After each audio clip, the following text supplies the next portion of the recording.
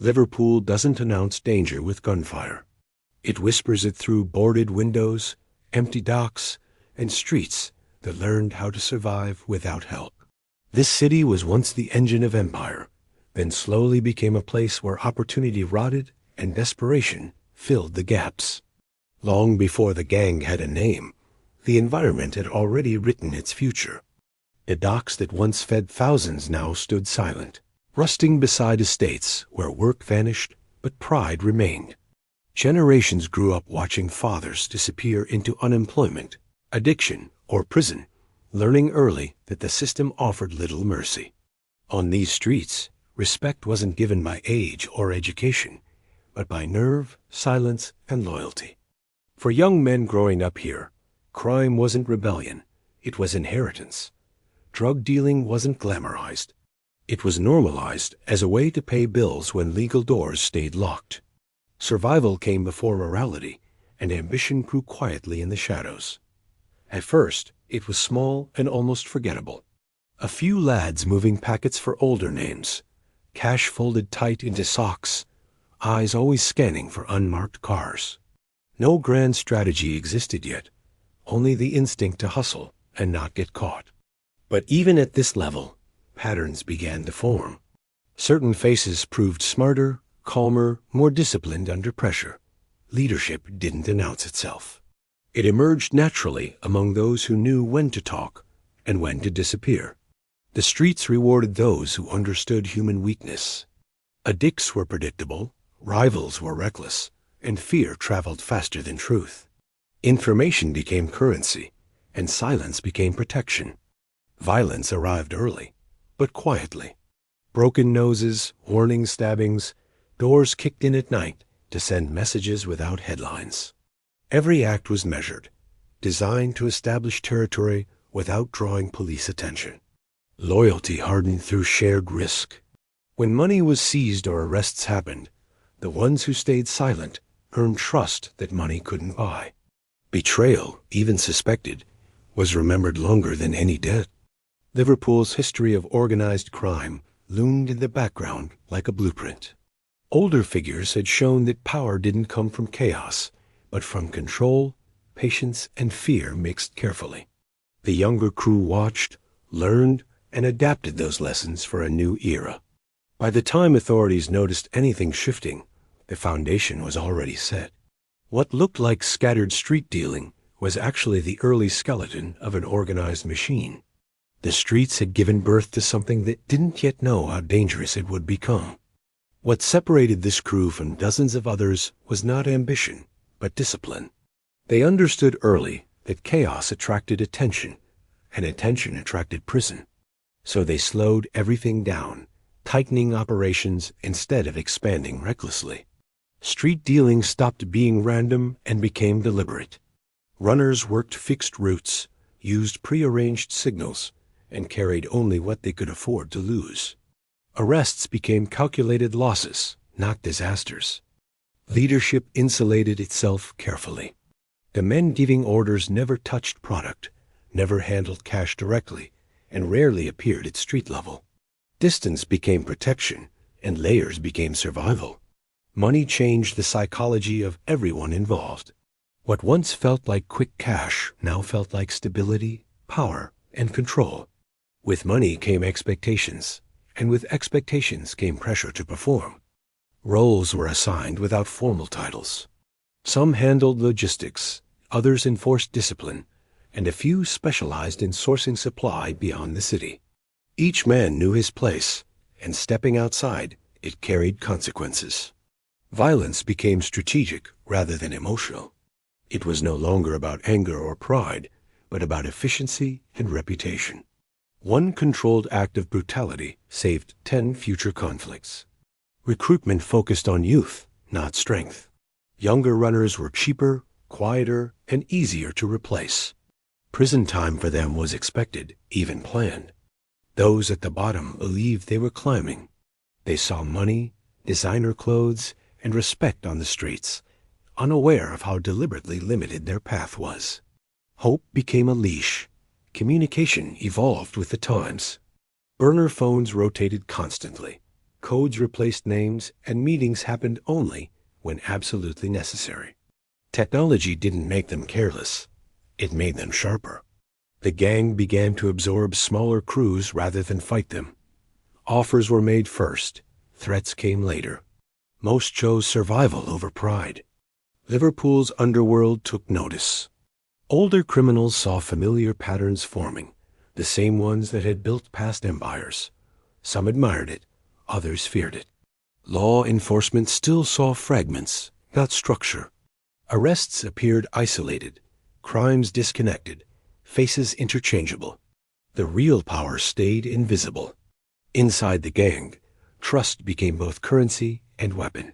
Secrets were shared selectively. Loyalty tested constantly.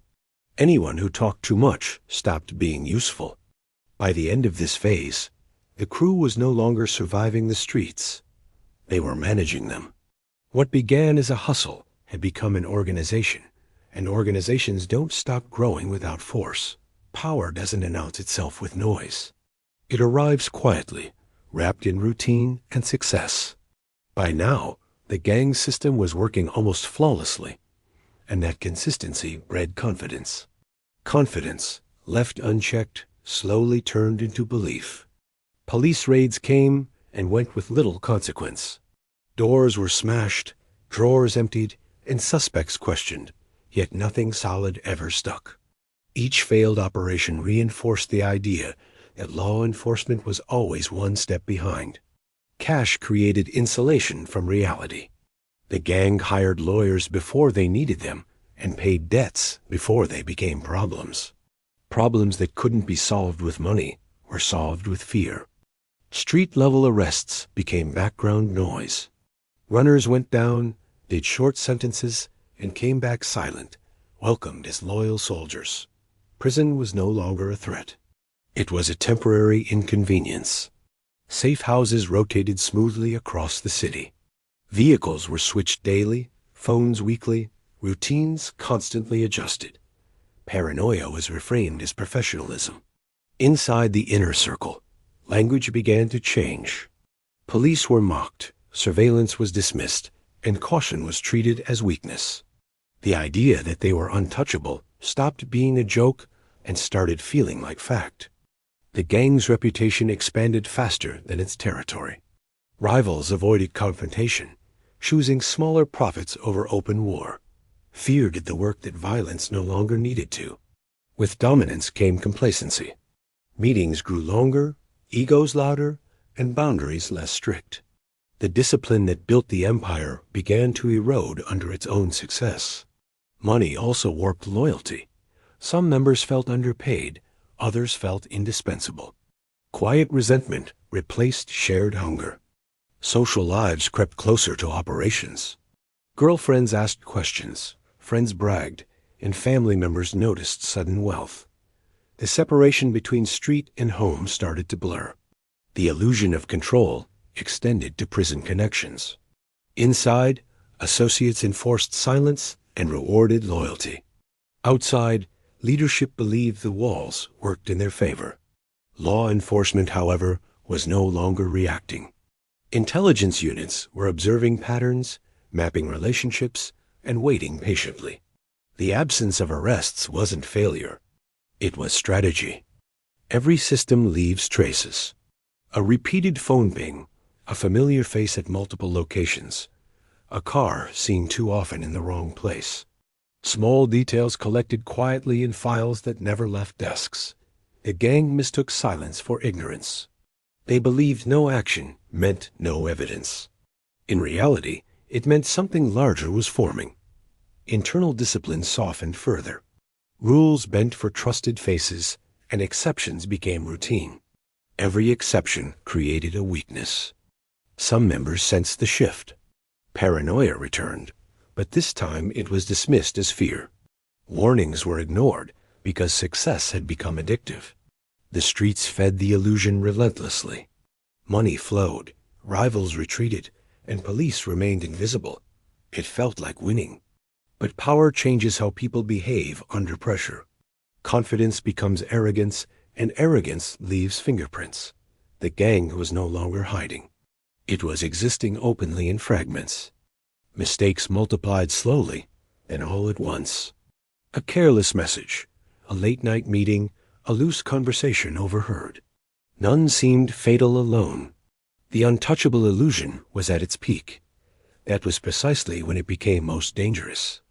Empires rarely fall when they are weak. They fall when they feel invincible. Unseen eyes were watching, patient and unmoved by reputation.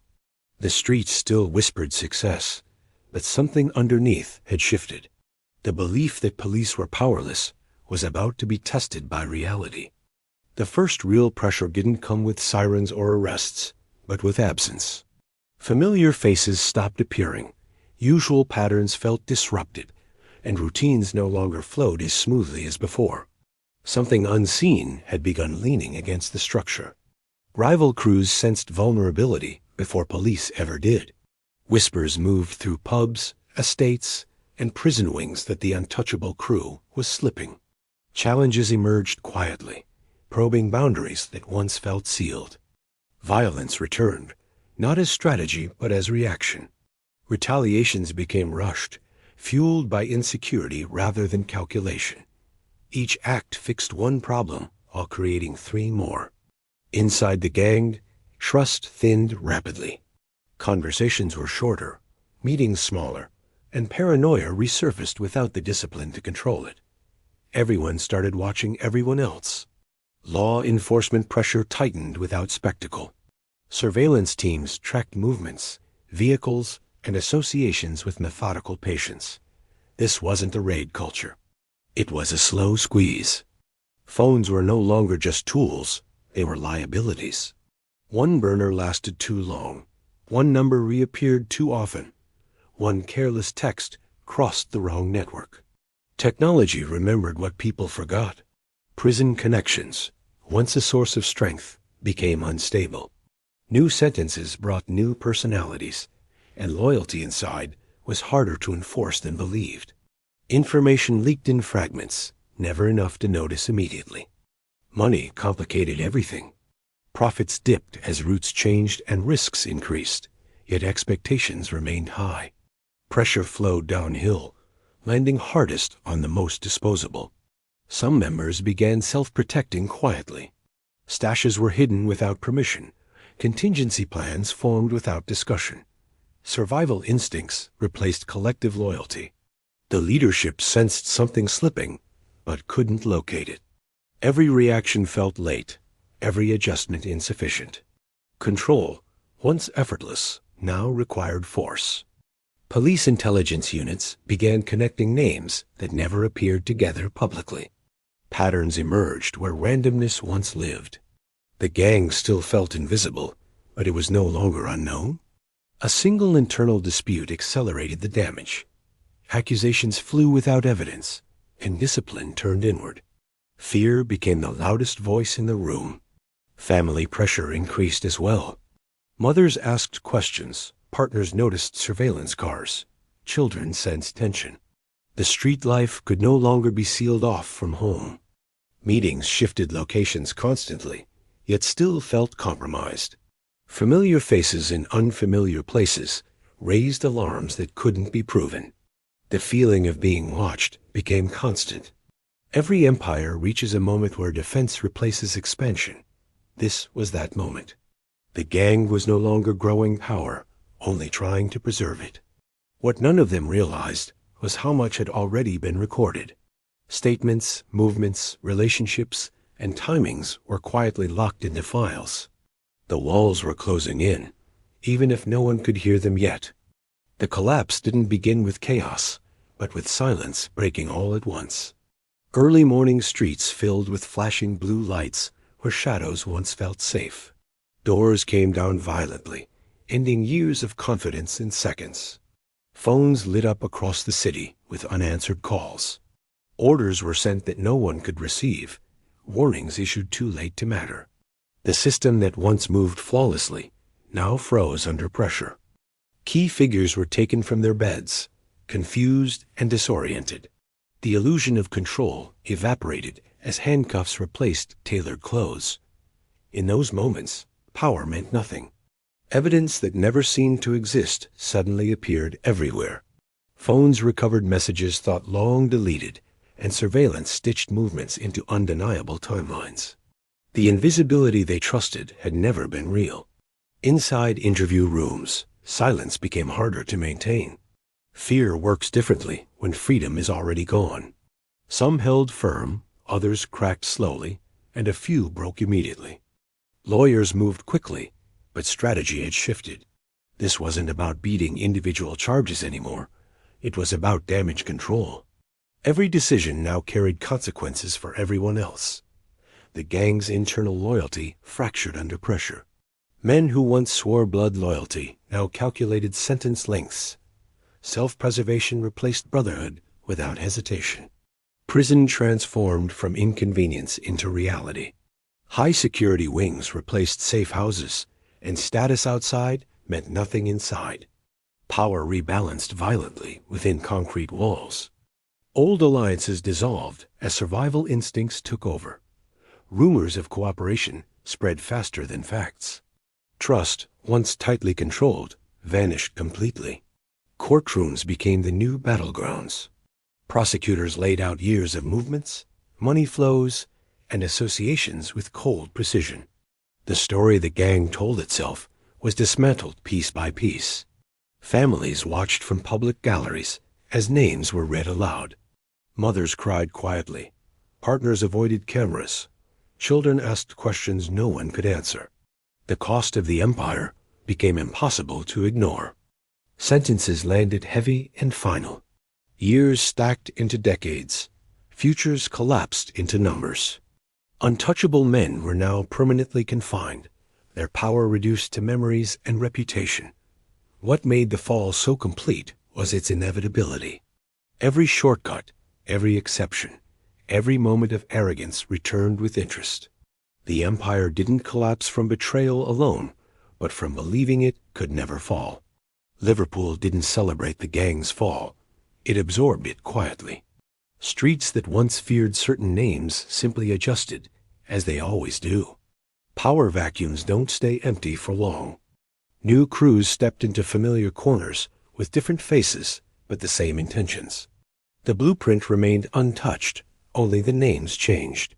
Lessons were learned selectively, often the wrong ones. For the imprisoned leaders, time moved differently. Days were reduced to routines, status measured by reputation rather than reach.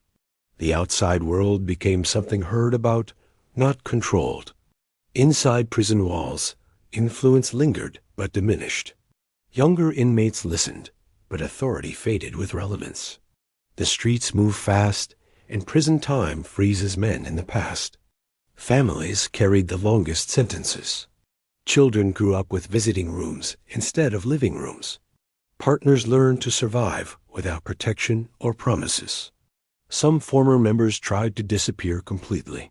New names, new towns, quiet jobs that never erased old instincts. The past stayed close, even when buried. Others leaned into their reputation. Prison stories became currency, warnings, or myths exaggerated over time. Truth mattered less than the legend. Law enforcement moved on as well. Files were closed, resources redirected, victories recorded without ceremony. Another case finished, another cycle completed. Yet the damage remained, woven into the city. Addiction didn't vanish, nor did desperation. The conditions that built the gang still existed in new forms. Young boys still watched older men with money and influence.